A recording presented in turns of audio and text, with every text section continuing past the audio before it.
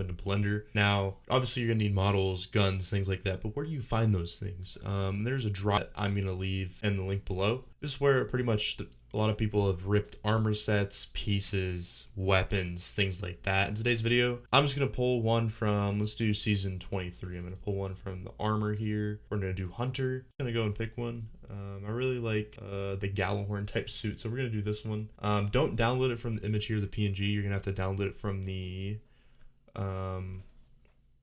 zip file, and you're gonna have to unzip it after. So after that, we're just gonna download it up here. Boom. Just wait for it to download. It's on downloading. You're just gonna go find that file where it is.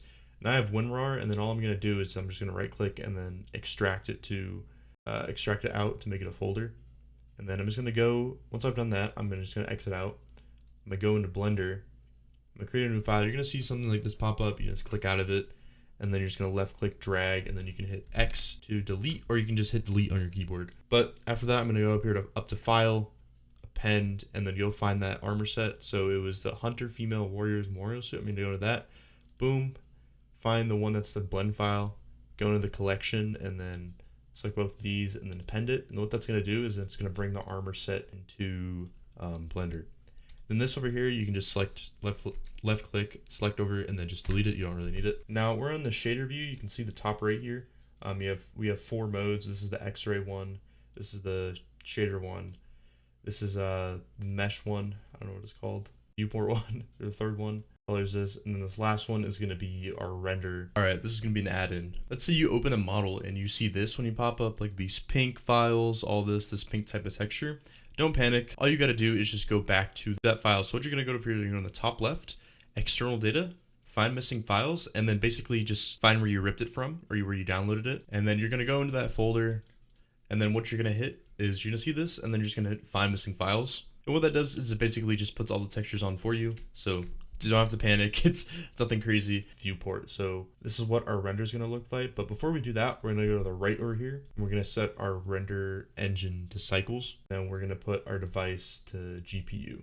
And then make a set in your GPU where we're going to go to edit, top left here, edit, preferences, and make sure you go to system and use OpticX. And then make sure both these are checked, because you want to be using your GPU and CPU to be able to render in Blender, because if you're just using your CPU, it is going to be so slow. It is going to be terribly slow. So just make sure your graphics card is selected. Even if you have like a garbage one, it doesn't matter. I remember I used to do this on a 1070, and it still worked 10 times better than my CPU. So make sure you have that selected. And then once we do that, we're going to go into the posing now. So I'm going to go back into the second one, the solid shading or whatever it is. And then I'm going to figure out a pose I want. So I'm going to be doing it with Someday the shotgun. I'm going to pull that into Blender as well. So let me go pull that in Blender real quick.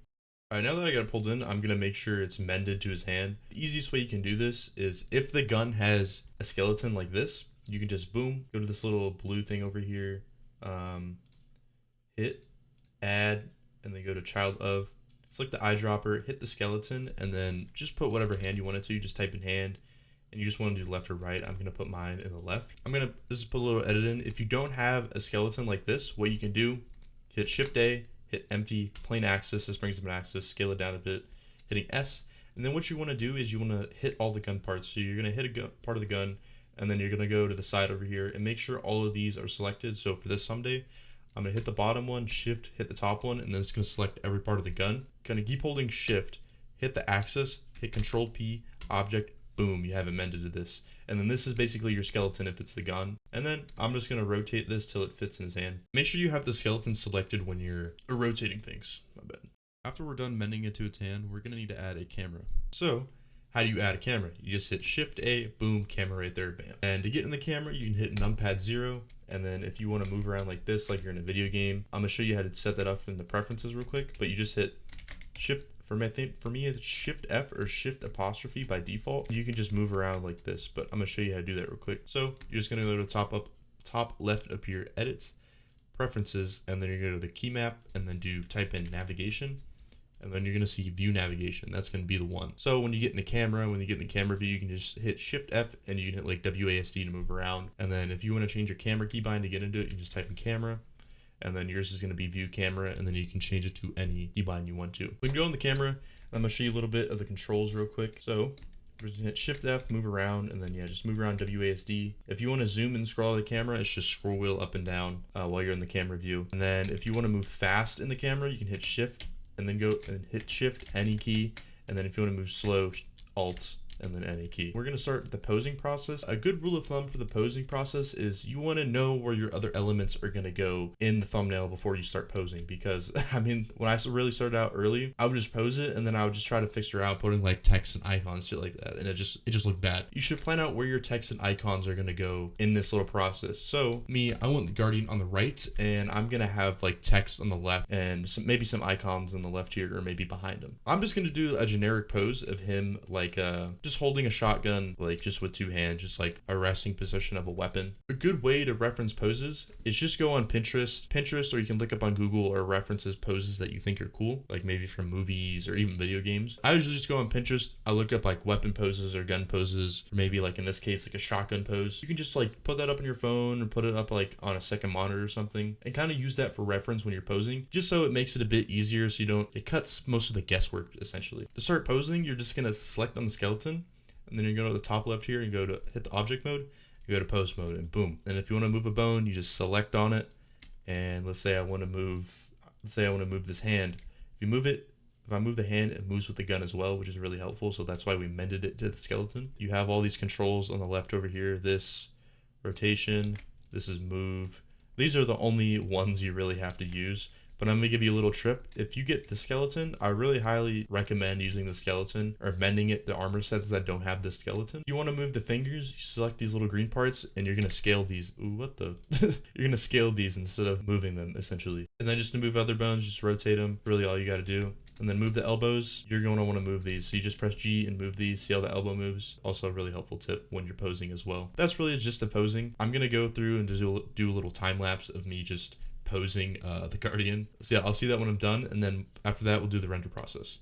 Alright, it turns out my footage for the posing time lapse and the render settings corrupted. We're just gonna redo it again, but no biggie. So once you're done posing, you're gonna have obviously your Guardian here, and then we're gonna go to the fourth circle here on the very right, and then you're gonna see this. Alright, my background's black, I need to get some good lighting on it. We don't want to just have our lighting like this. So how are we gonna put a good light source in here? We're gonna go up here to shading, and then it's gonna bring this up, and you're going to have these two node setups here. And then what we're going to do is we're going to bring in an environment texture.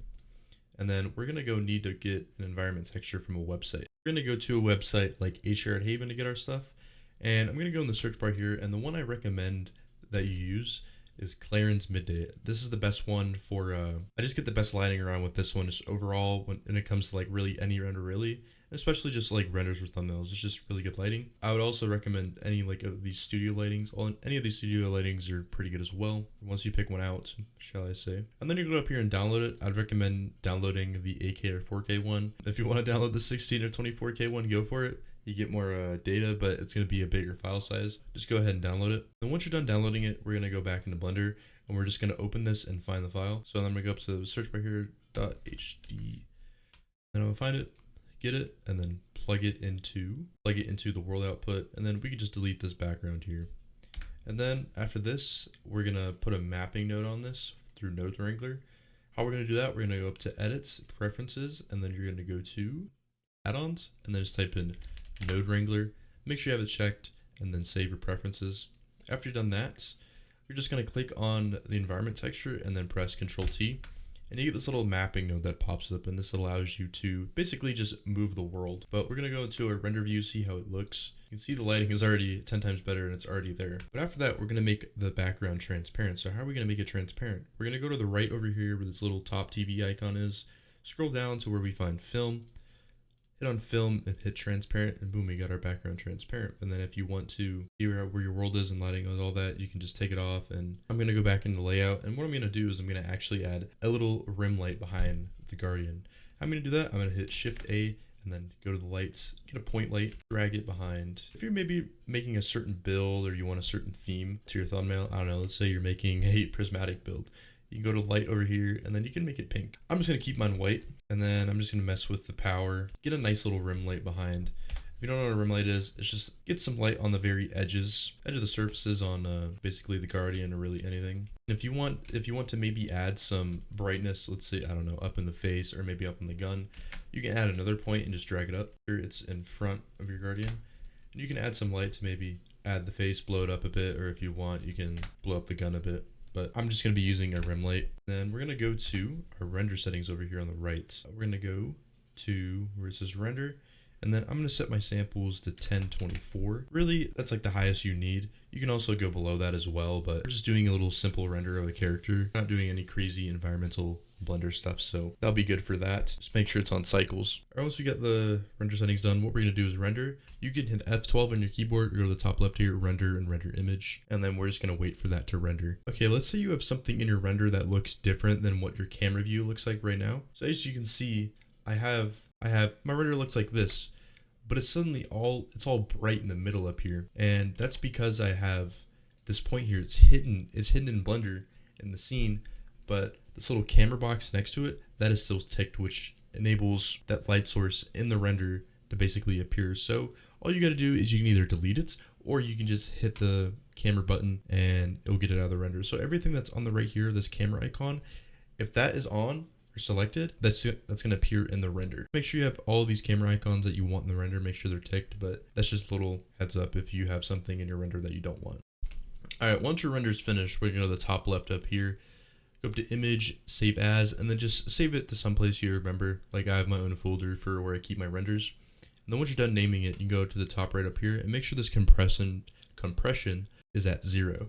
Make sure it's 0, and then you can just name it, and then you can hit save as image. And once you're done with that, we're going to go over to the Photoshop side where we're going to drag it in and do all the magic.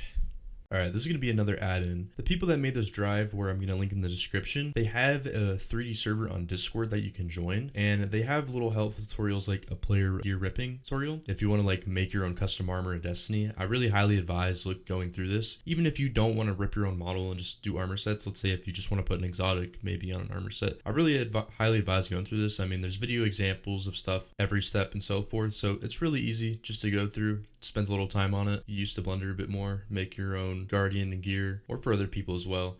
Very nice of these people, really helpful. That's just a little add-in. I would highly advise joining the server. I'll leave the Discord server down in the description. They can also help you if you have some specific issue that you need to like address, like between Blender versions and stuff like that.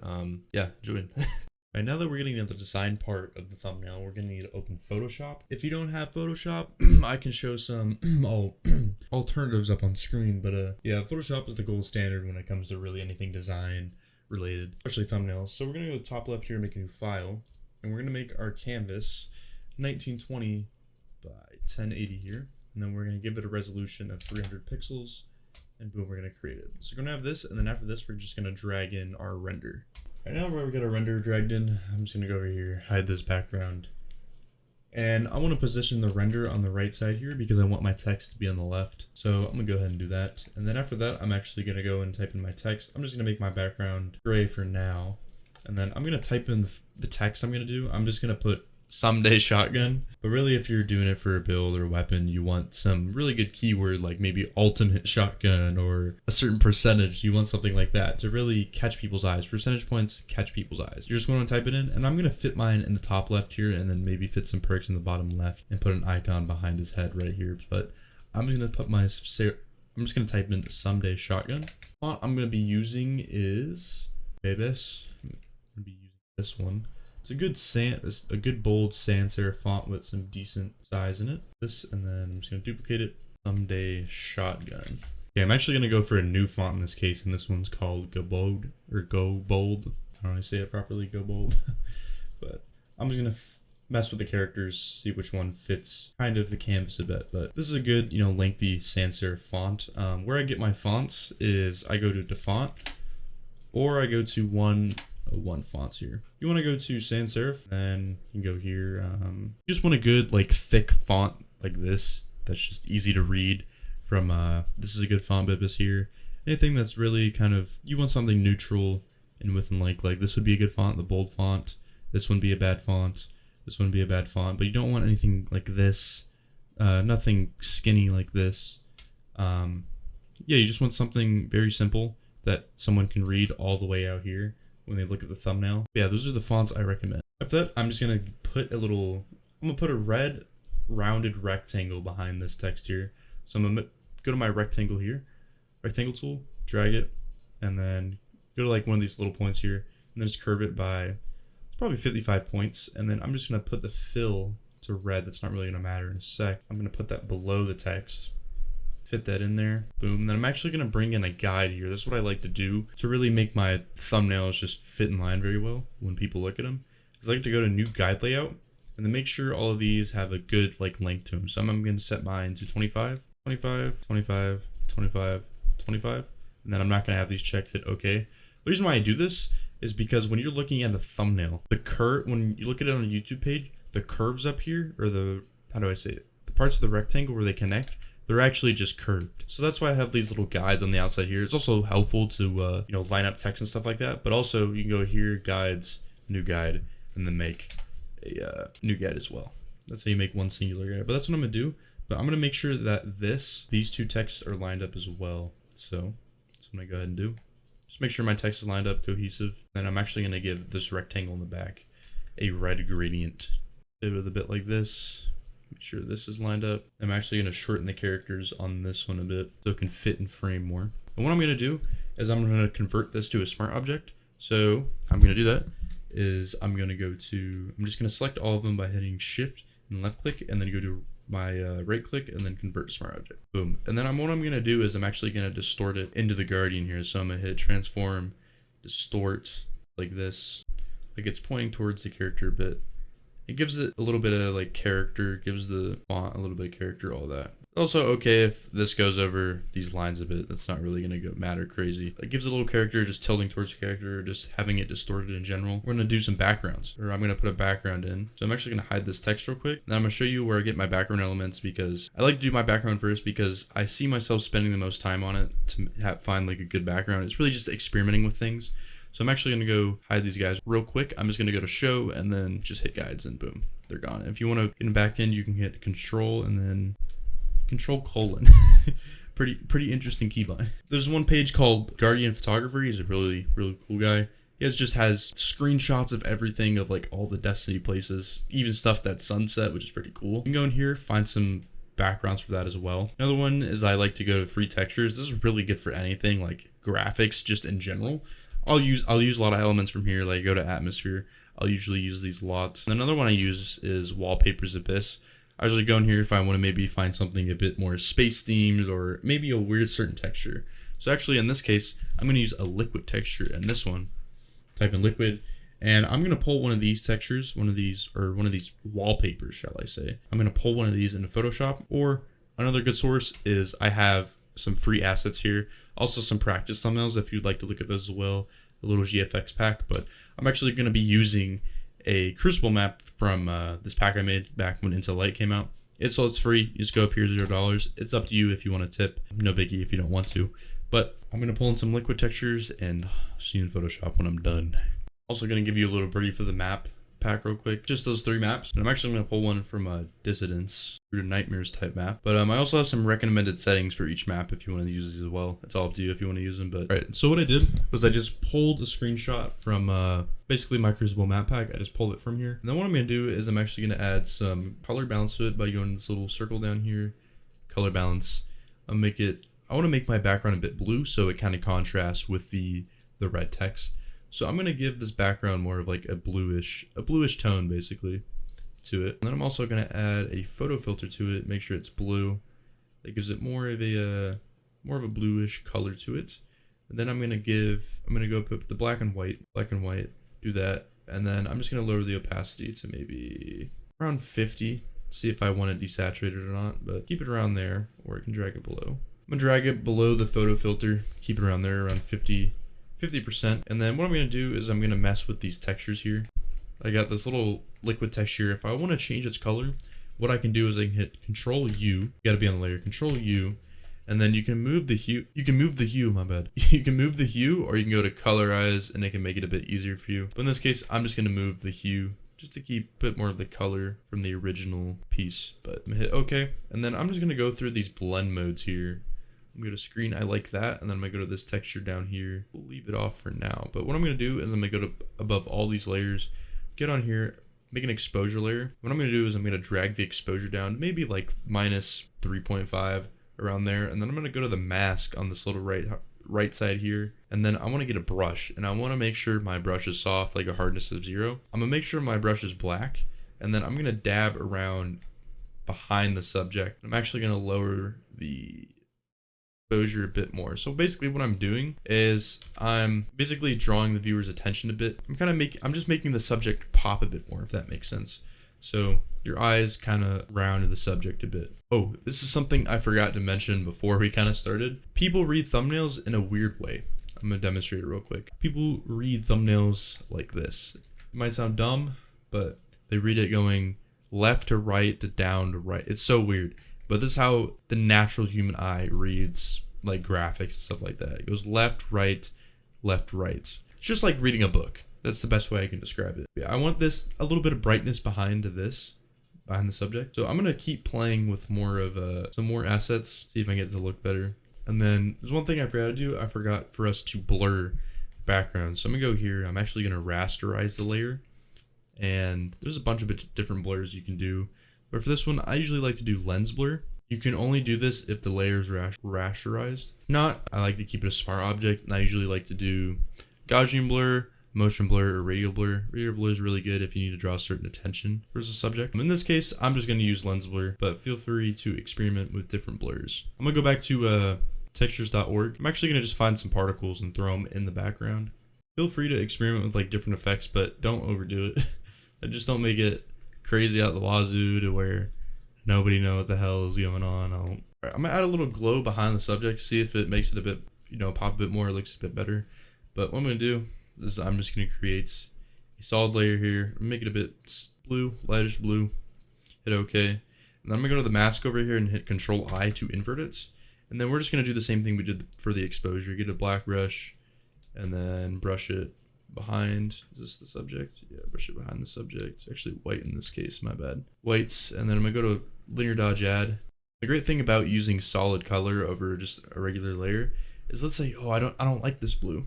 I can go here and then I can change the blue a bit if I want to. So I'm actually gonna make the blue a bit darker in this sense. Make it a bit darker, refine the edges a bit. All right, next I'm just gonna add a basic white layer. So I'm gonna duplicate this, and then I'll make this white, and then I'm actually going to delete the mask, make another mask, hit Ctrl I, and then I'm just going to do the same thing, except I'm going to set my blend mode to overlay.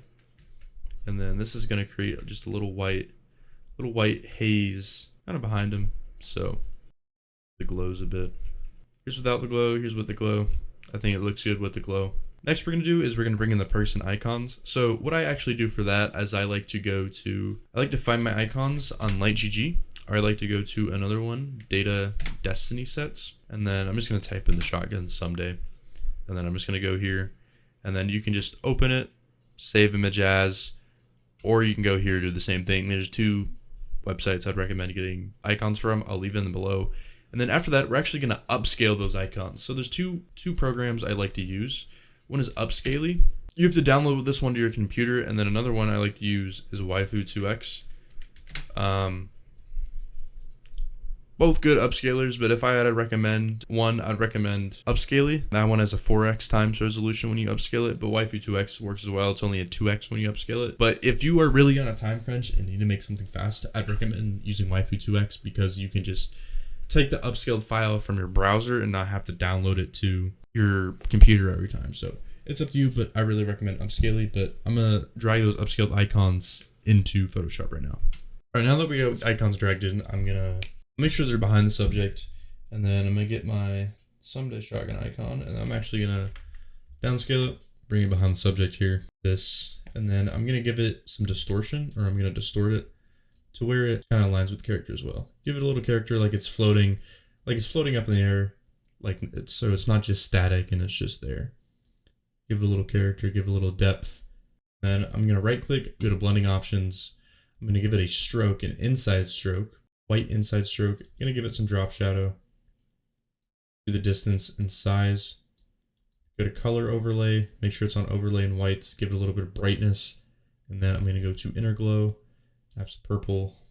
Just have like that. Here's it without the effects, here's it with the effects. And then if you want, you can make a new layer above it, and you can make a little purple glow on it if you like. We're actually gonna keep that there. Take the opacity, I'm gonna take the opacity down a bit. After that, we're gonna do the regular gun perks. So I'm gonna downscale these a bit, and then I'm gonna go to the clips tool down here. It's gonna be next to the rectangle tool. Click on that, boom. I'm just gonna do 400 by 400.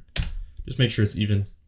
Take this black stroke off, and then I'm gonna drag these above, and I'm just gonna do one for now, but I'm gonna do opening shot, scale these both down, make sure they fit in. Then I'm gonna go into the blending options of the circle, and I'm gonna go to gradient overlay, and then I'm just gonna make it like a regular blue, like what perks are. You can make it another color if you want. I'd actually recommend making another color if you want, so it stands out a bit more. But I'm just gonna do blue, and then the two options I'd use is I'd use linear or radial. So I'm gonna do radial in this sense. It gives a little glow in the middle.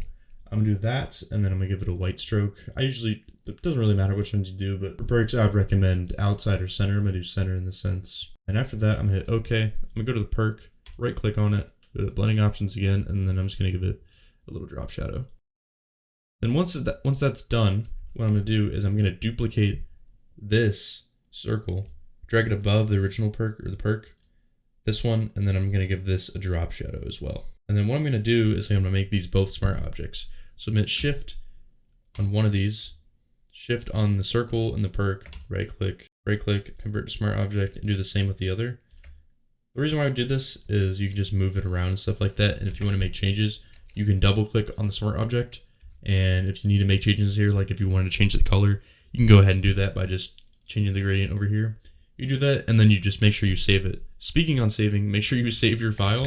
Once that is done, because our text is a little tilt like this, we want to make sure ours is tilted as well, so it's not just static. So I'm gonna make sure this is below the text and the Guardian. I got them to the size I want them to. I'm just gonna give them some distortion, or I'm gonna give them some depth to basically just a line. Make sure both of them are selected when you're doing it. Distort, and then I'm just gonna make sure it's just in line with the text. Don't go over too crazy when you're distorting. Don't do anything stupid like this.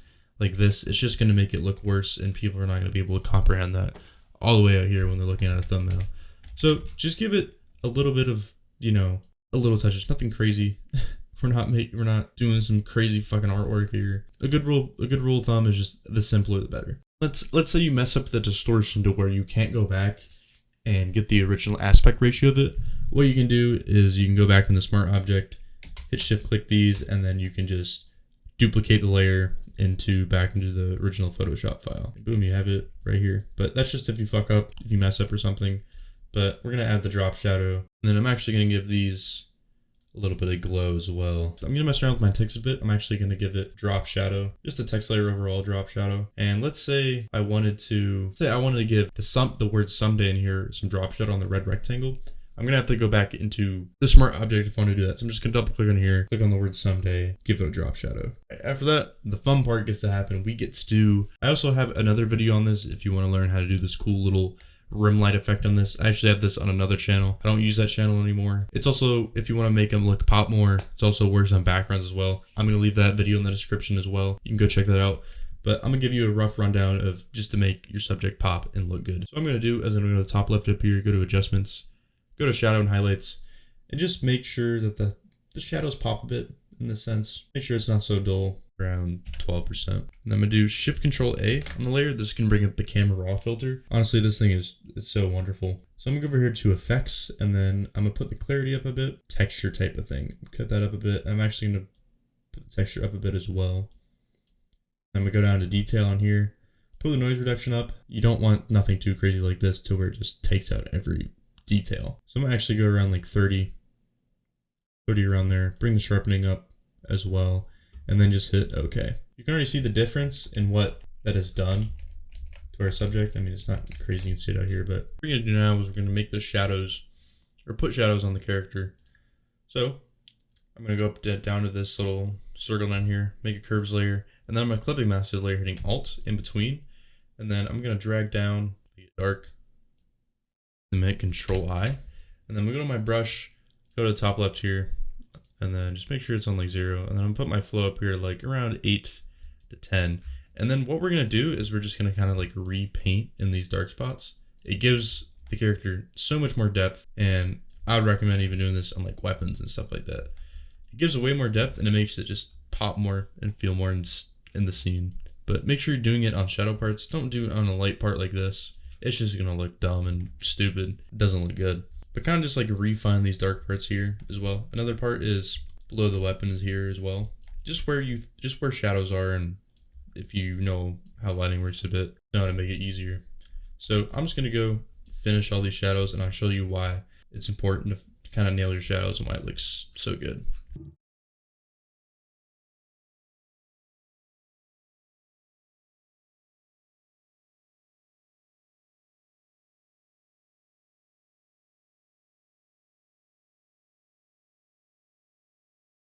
Then I'm done with the shadows. I'm gonna show you a little before and after of it, but this is it without the shadows. This is it with on the shadows. You just see how it gives it more depth and more just character to it. Next, I'm gonna give it some highlights. So what we're gonna do with that is we're gonna add a new curves adjustment layer, pin it, and then I'm just gonna drag them up here, drag it up here, make it a bit more bright. Then hit Ctrl I, and then I'm just gonna go over the light parts, just like the opposites of you putting in shadows. Just gonna go over light parts, refine them a bit.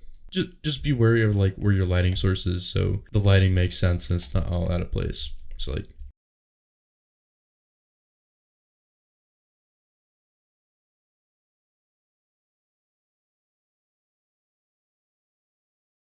all right, now that's done, I'm gonna add a little bit of blending options to subject. So I'm gonna go to the right here, go to blending options, and then I'm gonna give it actually a little bevel.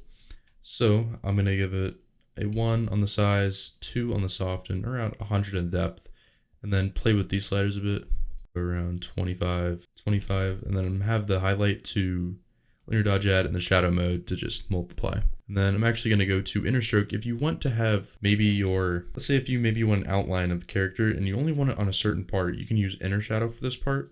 You don't have to use stroke, you can use inner shadow. So I'm gonna use inner shadow here, and then I'm actually gonna have it on the right side over here. Put the distance to like, maybe like a 2 or 3 size, soften it up, take the opacity down a bit, give it a little more of a rim light on the side.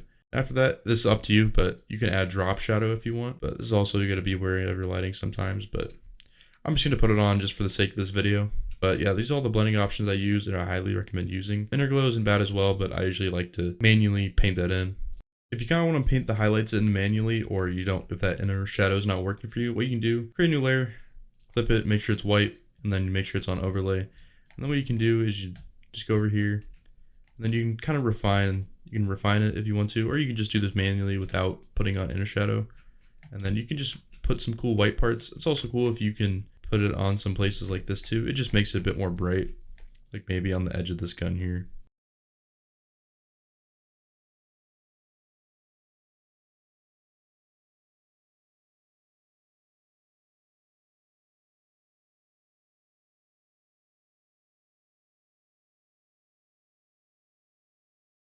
So if you like to add some glow, you can just make a new layer, a new solid color layer. Give it maybe like a little dab. Let's say if I wanted to make, I don't know, these little glow on the helmet up here. Maybe I want to make them orange. I can just paint over it, and then go to your blending mode. You can set it to linear dodge add. Boom, your character's got some glow on his. Also do this if on weapons if you want to make maybe a certain part glow. Like let's say if I wanted to make this heart glow. Make red. Gives a little bit more character. I might add this actually to some parts of the gun actually.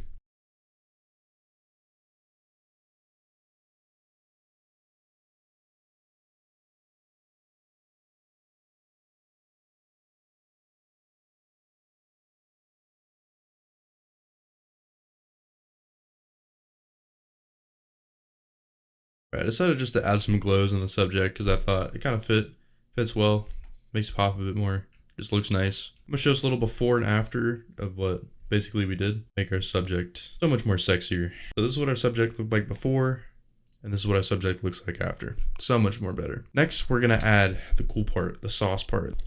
All right, to put on the sauce, what we're gonna do is we're gonna make a new layer and we're gonna hit Alt, Shift, Ctrl E, and then that's gonna basically merge everything into this layer right here. And then after that, we're gonna right click on it, make it a smart object, And then we're gonna go on the camera raw hitting Shift Ctrl A, or you can go up here, filter, camera raw filter, right there.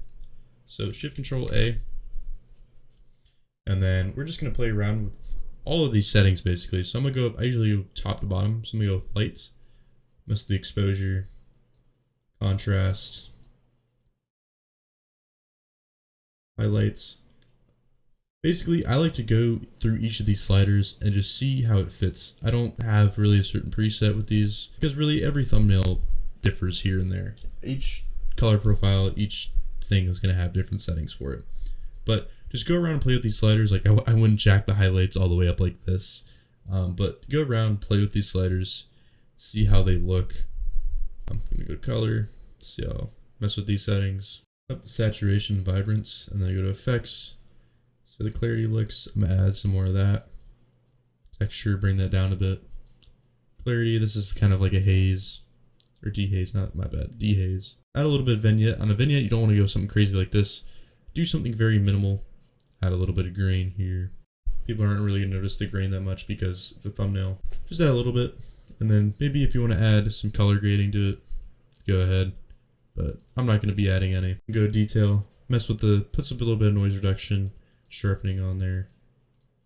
Optics, it's up to you if you want to mess with this, but don't go too crazy with it. Don't blow it up like this. Don't stretch it out like this. I just keep it very minimal. I usually do like -1 on the distortion. Last one we're gonna do is gonna do calibration.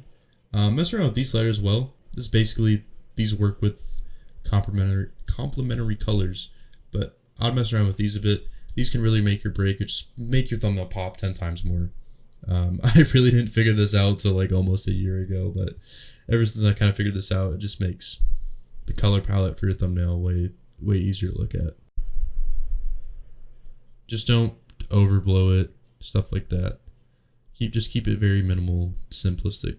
After that, I'm gonna go to the top right, these two little bubbles here, scroll down, and I'm gonna go to curves. I usually like to add a strong S curve. Strong S curve or lift shadows, these are the two I usually like to go to. In this case, I'm going to use strong S curves. And then we go to the slider, bring it down a bit. I don't want them too crazy like that. Bring it down a bit, just gives it a little bit of an S curve. Maybe around like 30, and then hit OK. And then you can already see how much more our thumbnail pops by adding the sauce or the camera raw filter. If you maybe want to make a change again, all you got to do is, let's say I want to make a change, but the camera raw filter is already on. All you got to do, you got to hide it, and then you can make your changes. I don't know, let's say if I wanted to move one of these perks for some reason up here. All you gotta do, basically do that process again, make a new layer, Alt, Control, Shift E, Control A, and then camera raw filter. You hit OK, and then you can drag the other filter onto this layer, and boom, it's already on. But yeah, that's if you need to make a change and the camera raw filter is already on. So, and then we're just gonna export it. We're gonna the top left up here, File, Export as, and we're gonna export it as a JPEG, and then make sure your file size over here is below 2 megabytes, because if it's over 2 megabytes, you won't be allowed to upload it to YouTube. So make sure it's just below 2 megabytes. You know, 7 or 6, that's usually what you want to do around there. And then yeah, you're good. You can just export it, and then boom, that's basically the whole thumbnail process to get done. If you made it this far, thanks for watching, going through all the cool insights that I have, but I have a bunch of other thumbnail insights to share, along with just some basic graphic design stuff I do on the side. But if this really helped you, appreciate if you like the video and subscribe. But other than that, I hope you have a nice day.